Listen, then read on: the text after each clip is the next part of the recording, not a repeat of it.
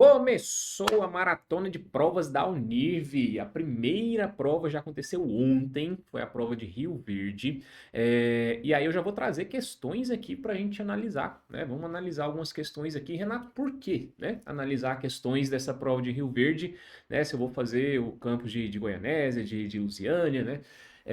O que isso vai me ajudar? Isso vai te ajudar em algumas coisas, né? Primeiro, você vai eliminar conteúdos, né? Então, se você pega essa prova de Rio Verde, a tendência é que, né, os conteúdos que caíram em Rio Verde não caiam, né, nas outras provas. Então, se você às vezes está fazendo esse estudo de última hora, essa revisão de última hora aí, você já pode tirar algumas coisinhas do seu foco de estudo, né? E segundo, você pode ver novas tendências, você pode entender melhor como é que a Univ está trabalhando com questões desse esse novo ano, né? Ou seja, se é o mesmo padrão, se é um padrão diferente, então você consegue entender um pouquinho do que vai te aguardar, né, nas próximas provas aí, tá certo? Só lembrando que para quem tem interesse, né, nós temos materiais aqui, nós temos apostilas, nós temos curso preparatório para a Univ, nós temos um material extremamente completo, né, para quem quer fazer a sua aprovação, né? Ah, Renato, mas eu vou comprar o material agora, né, para a prova que acontece hoje, amanhã, né, sei lá.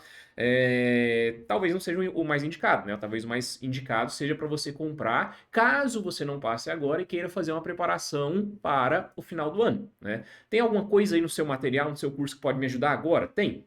Tem inclusive um vídeo aqui no canal falando sobre o que estudar sobre última hora, você pode assistir ele depois, né? Mas a ideia é que você realmente, caso não seja aprovado e queira fazer uma preparação de longo prazo e queira realmente ser aprovado na Univ, né, no final do ano, aí você já pode estar dando uma olhadinha, né? É só entrar nos links que estão aqui na descrição. Então, a prova está aqui, né? Na verdade, isso aqui é um scanner da prova, né? Porque a Univ, obviamente, ela não disponibilizou ainda, né? Mas aqui os nossos alunos são rápidos, né? Já mandaram a prova, então tá aí, ó. Segundo semestre, 3 de junho de 2024, então aconteceu ontem lá no campus de Rio Verde, né? Vamos lá, aqui tem algumas questões, eu vou me atentar à minha área, né? Então aqui eu vou para a questão de história. Vamos aumentar aqui um pouquinho para ficar mais fácil vocês enxergarem. Primeiro conteúdo que está aí na questão é crise de 1929. Dá uma olhada aqui, ó. Em 24 de outubro de 1929, a Bolsa de Valores de Nova York sofreu a maior baixa de sua história, evento que costuma ser associado ao início de uma crise sem precedentes na história do capitalismo. Esse texto, como você vê aí, ele é um texto meramente descritivo, né? Ele só está contextualizando, ó, essa questão é sobre crise de 29, tá? Né? Dificilmente ele vai trazer alguma informação relevante para as questões. Você já está habituado a isso, você está estudando para o nível. Avalie quais dos eventos listados abaixo estão relacionados à crise de 29 e à Grande Depressão. Então você tem que marcar quais das alternativas têm eventos relacionados a duas coisas: a crise de 29, né, que é quando explode mesmo a crise, e a Grande Depressão, que são os anos que vêm subsequentes à crise, né? Ou seja, o que é as consequências da crise de 29 para os Estados Unidos, né? Então vamos lá, que atingiu então a economia estadunidense. Sinale verdadeiro ou falso para as alternativas apresentadas. Letra A.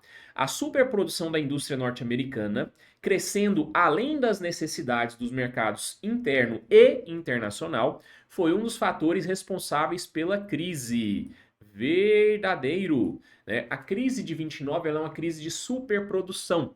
Estados Unidos produziu demais, né? Ele saturou o mercado interno, ele saturou o mercado externo, né? E com isso, o que acontece? Você tem um excesso de produtos estocados. Produtos estocados você leva a uma crise de preço, né? Uma deflação, porque você começa a baixar o preço demais para tentar vender, né? E aí os comerciantes começam a ter prejuízo. A consequência do prejuízo são demissões em massa, falências de empresas, né? E por aí vai. Então, verdadeiro. Letra B. O intervencionismo do Estado, a partir da planificação da economia, o chamado New Deal, contribuiu para a desconfiança dos mercados e a quebra da bolsa. Ah, aqui tem uma alternativa falsa, tá, gente? Por quê?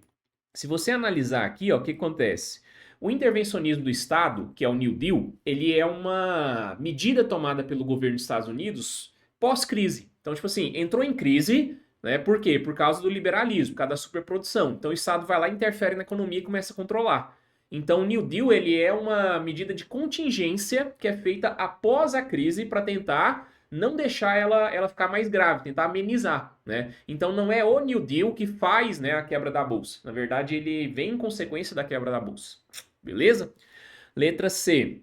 A falta de matéria-prima para as indústrias americanas e o pesado intervencionismo do Estado na economia foi um dos fatores que aprofundaram a crise. Falta de matéria-prima e pesado intervencionismo não são fatores que vão aprofundar a crise, né? Na verdade, o intervencionismo, como eu acabei de falar para vocês na letra B, ele vem para amenizar a crise, né? E falta de matéria-prima não estava acontecendo, né? Então nós temos outra alternativa aqui que é falsa. E a letra D fala: a instabilidade das relações internacionais derivada da Guerra Fria faz com que uma crise localizada se tornasse sistêmica. É, Então, só tem uma coisinha falsa nessa alternativa: Guerra Fria. Porque se você analisar, o que acontece? A instabilidade nas relações internacionais, né, fez com que uma crise dos Estados Unidos virasse uma crise do mundo capitalista. Beleza, Renato, certíssimo. Mas Guerra Fria ela acontece depois da Segunda Guerra. E nós estamos em 1929. Se nós estamos em 1929, então ele deslocou um período, né, ou seja, para outro, para falsear a alternativa. A Univ faz muito isso, né? O que acontece? Ela põe uma alternativa, como vocês viram aqui, que tem muita coisa que é verdadeiro, muitas informações que são verdadeiras, mas ela desloca um período, né? E ao deslocar esse período, ela torna essa alternativa falsa, né? Então é uma questão de você se situar no tempo. Por que que a gente fala muito, né, dentro do nosso módulo de história lá no curso, sobre os períodos, sobre datas e coisas do tipo? Não que você tenha que decorar a data, mas você precisa entender onde cada coisa se situa dentro dessa linha do tempo, né?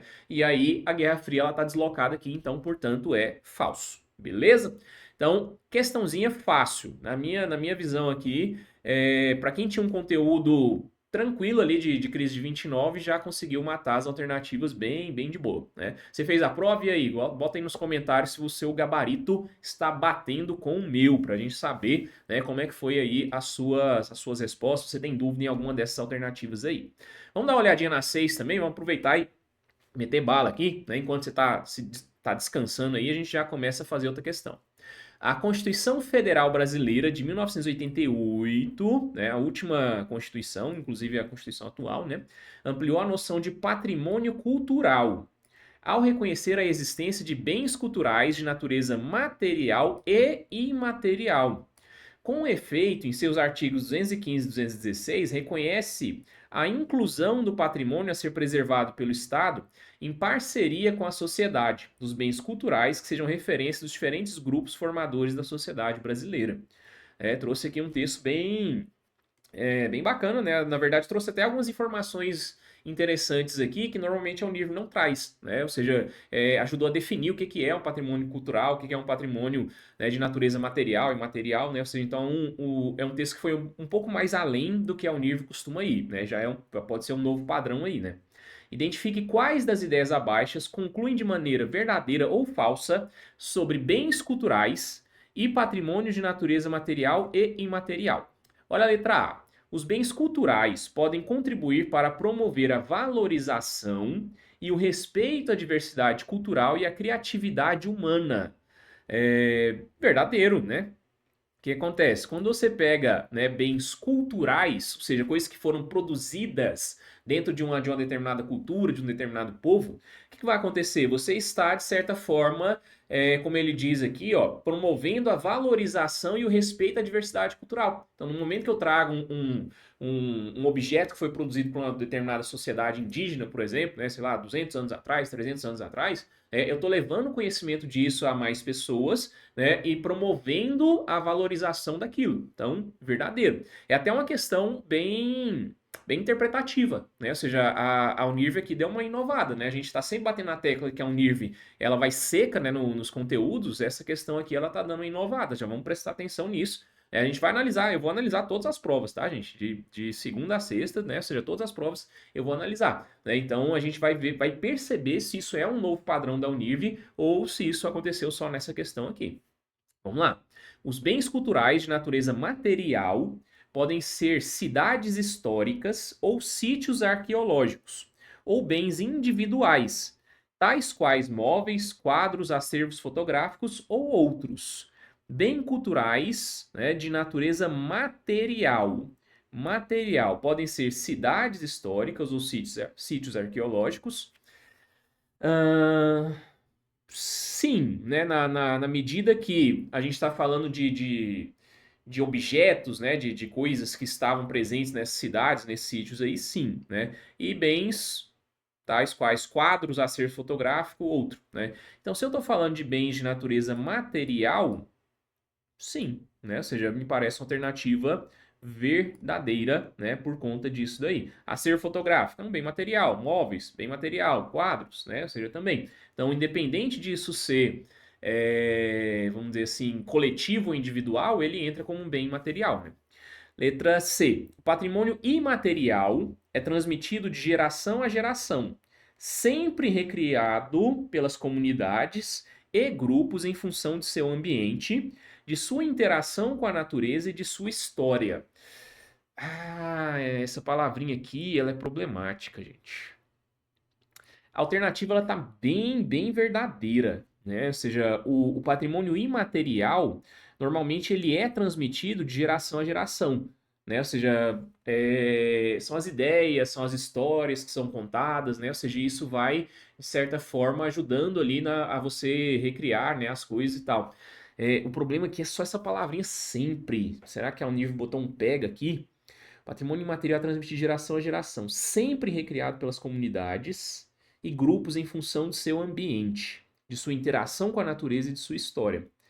Mesmo que a palavra sempre, né, ela seja um condicional aqui que muitas vezes faz a alternativa ser falsa, né, a alternativa ela tá bem coerente, né? Eu vou de verdadeiro aqui, viu?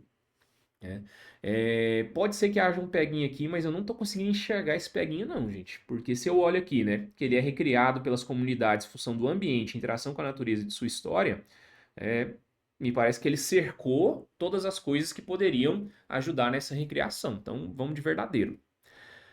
O tombamento é um instrumento de reconhecimento e proteção do patrimônio cultural. Ok. Né? Quando você tomba alguma coisa, quer dizer o quê? Que ela foi transformada, né, num patrimônio cultural. Ela não pode mais ser mexida, né? Ela não pode ter grandes transformações ali. Você não pode derrubar uma casa, por exemplo, que é um patrimônio cultural, né? Que vem a ser o conjunto de bens móveis e imóveis existentes no país e cuja preservação é de interesse público. De novo, a gente pode ser que tenha um peguinho aqui, né? Conjunto de bens móveis e imóveis. Não, mas pode ser sim, né?